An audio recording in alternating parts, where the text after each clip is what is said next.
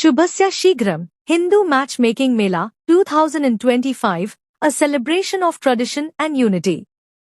Bangalore, 25th April 2025. Fuse Networks is excited to announce the highly anticipated Shubhasya Shigram, Hindu Matchmaking Mela, set to take place on 3rd May and 4th, 2025, at Gyana Samaj, Baswanagudi, Bangalore.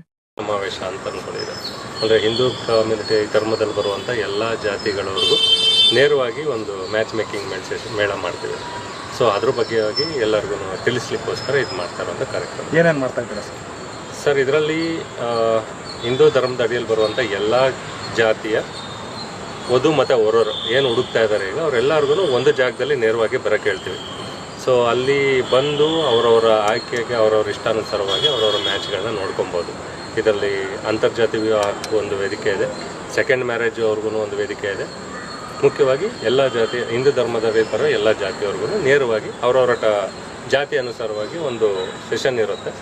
ಅಲ್ಲಿ ಬಂದಿರುವಂಥ ಎಲ್ಲರೂ ಕುಳಿತು ಅವರವರ ಪೇರ್ಗಳನ್ನ ಆಯ್ಕೆ ಮಾಡ್ಕೊಬೋದು. ನೇರ ಭೇಟಿ, ನೇರ ಆಯ್ಕೆ ಕಾನ್ಸೆಪ್ಟ್. ಜಾತಿ ಭೇದ ಭಾವ ಏನಿಲ್ಲ ಸರ್. ಜಾತಿ ಭೇದ ಭಾವ ಮಾಡಬಾರ್ದು ಅನ್ನೋದು ನಮ್ಮದು ಒಂದು ಇಂಟೆನ್ಷನು. ಸೊ ಅದರಲ್ಲಿ ಜಾತಿ ಅನುಸಾರ ನೋಡುವಂಥವ್ರು ಇರ್ತಾರೆ, ಕೆಲವರು ಇಂಟ್ರೆಸ್ಟ್ ಕಾಸ್ಟ್ಗೂ ಇಂಟ್ರೆಸ್ಟ್ ಇರ್ತಾರೆ. ಅವರಿಬ್ಬರಿಗೂ ಅಲ್ಲಿ ವೇದಿಕೆ ಇರುತ್ತೆ. ಅದರಲ್ಲಿ ಭೇದ ಭಾವ ಅಂತ ಯಾವುದು ಬರೋದಿಲ್ಲ. ಬರೀ ಹಿಂದೂ ಧರ್ಮದ ಮಾತ್ರ ಹಿಂದೂ ಧರ್ಮದ ಮಾತ್ರ ಸರ್.